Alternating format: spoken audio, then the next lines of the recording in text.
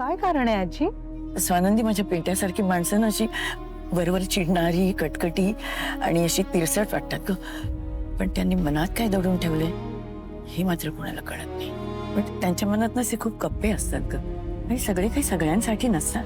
पण पिंट्यांनी ना स्वतःला बंदच करून घेतले. म्हणजे कोणीही कितीही त्याच्या जवळचं असेल ना तरी तो त्यांच्यासमोर असं 100% पारदर्शक नाही वागू शकत ग. कारण जो काही बंद कप्पा आहे ना त्याच्यामध्ये इतकं दुःख आणि इतकी खोल जखम त्यांनी जपून ठेवले ना की त्याच्यावरची जर खपली काढली ना रक्त भळाभळा वाहू लागेल ग. मला नाही कळलं, कसली जखम?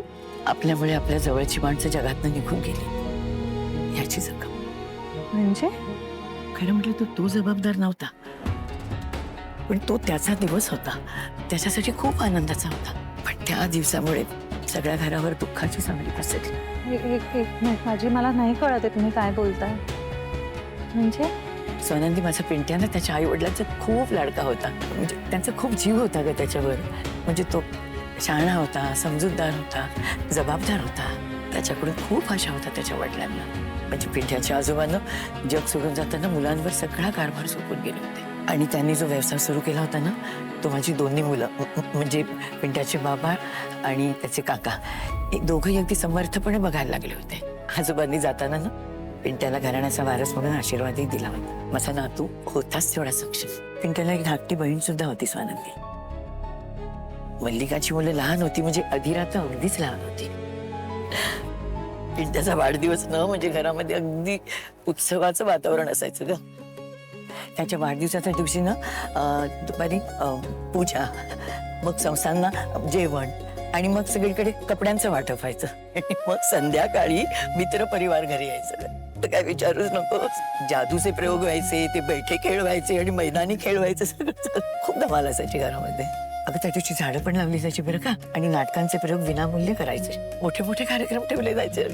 पिंट्याची आई ना अन्नपूर्णा होती. म्हणजे त्या दिवशी आमच्याकडे किती माणसं जेवायला यायची ना सगळं हिशोबच ठेवता येत नव्हता. तो दिवस त्या माऊलीच्या आयुष्यातला सगळ्यात आनंदाचा दिवस असायचा. आणि तसं सगळं कुटुंब एकत्र येऊन सण साजरा करतात ना तसा तो दिवस साजरा करायचे. तो दिवस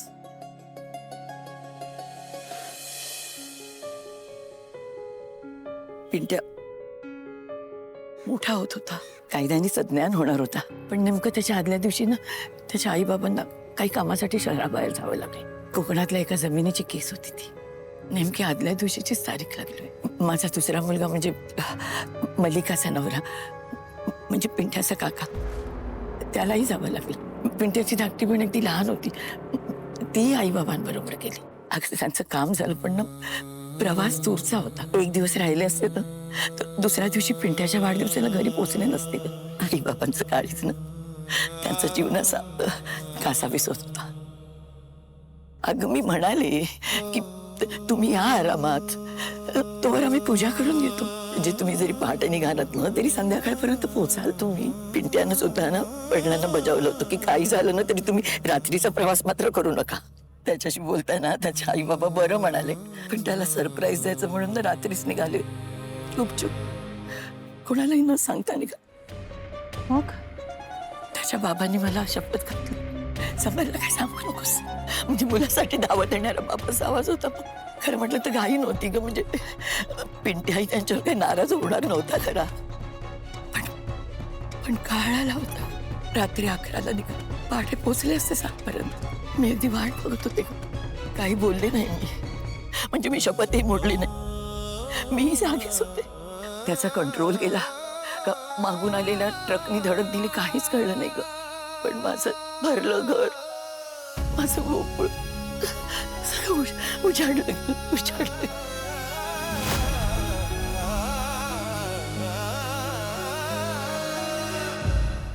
आई वडिलांना माझ्या मी खूप लवकर गमवलो बाबा. काय विचार करतो की आज जर माझी आई असती कशी दिसत असते ती, माझे वडील कसे दिसत असते. त्यांच्या समंजसपणाचे, चांगुलपणाच्या सुरकुत्या त्यांच्या चेहऱ्यावरती दिसत असते. आज आई वडिलांचा सहवास आपल्याला अनेक वर्ष लाभणार. हा खूप मोठा आशीर्वाद असतो बाबा. माझी बहीण जेव्हा तुमच्या सगळ्यांबरोबर एकत्र कुटुंबात राहायला तयार झाली ना, मला खूप आनंद झाला होता. आम्हालाही खूप आश्चर्य वाटलं होतं. म्हणजे कसं आहे की आजकालच्या मुलांना प्रायव्हसी हवी असते, स्वातंत्र्य हवं असतं.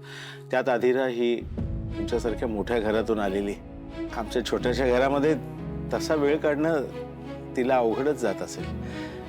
म्हणजे तिची घुसमट होत असणार हे मी समजू शकतो. नाही पण बाबा, या सगळ्याची तिला आधीपासून कल्पना होती. तिने पूर्ण विचार करून हा निर्णय घेतलाय. आणि मी तिला समजवलं सुद्धा की थोड्याफार कुरबुरी होणारच ना, त्या सोडून द्यायच्या आणि पुढे जायचं. नाही नाही जावई बापू, थोड्याफार नाही. आणि जे काही होत होतं ना त्यामध्ये आधिराचा काही दोष नव्हता. अहो, आधिरा एक गोड मुलगी आहे, उत्साही, प्रसन्न असणारी. तिच्यामुळे आमच्या घरातलं वातावरण बिघडत नव्हतं. जावई बापू, घर चालवणं आणि संसार करणं या दोन वेगवेगळ्या गोष्टी आहेत. पण हल्ली मुली शिकतात हो. आधिरा सुद्धा शिकली असती, पण आधिराला आमच्या बायकोने वेळ दिलाच नाही हो. यात आधिराची काही चूक नाहीये. चूक असेल ना तर ती माझ्या बायकोची आहे. त्यामुळे मी तिच्या वतीने तुमची माफी मागतो. बाबा, तुम्ही माफी मागू नका. पिंट्याचा 18वा वाढदिवस होता. सगळीकडे कसा उत्साह होता. आणि तेव्हाच ती बातमी आली. म्हणजे पिंट्याचे आई बाबा, त्याची बहीण आणि माझा दुसरा मुलगा म्हणजे पिंट्याचा काका मल्लिकाचा नव्हता.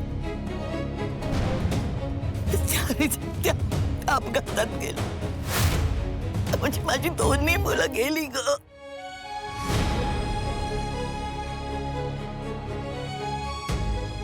जेव्हा माझ्या पिंट्याला कळलं की त्याचे आई बाबा, त्याचे काका, त्याची बहीण सगळे त्या अपघातात त्याच्या वाढदिवसाच्या दिवशीच गेले. पिंट्याचा वाढदिवस ह्या सगळ्यांचा जाण्याचा दिवस एकच होता. त्याच दिवशी माझा पिंट्या एकदम मोठा होऊन गेला. एकदम गंभीर झालं स्वातंत्र्य. हे कुटुंब आता तुला सांभाळायचं आहे. मी माझ्या शेवटच्या श्वासापर्यंत त्यांची काळजी घेईन. मी प्रॉमिस करतो. मी त्यांच्यासाठी जगेन बाबा. अंजुमन, अर्पिता, आदिरा सगळ्यांच्या डोक्यावरचं छत्र सरवलं होतं ग.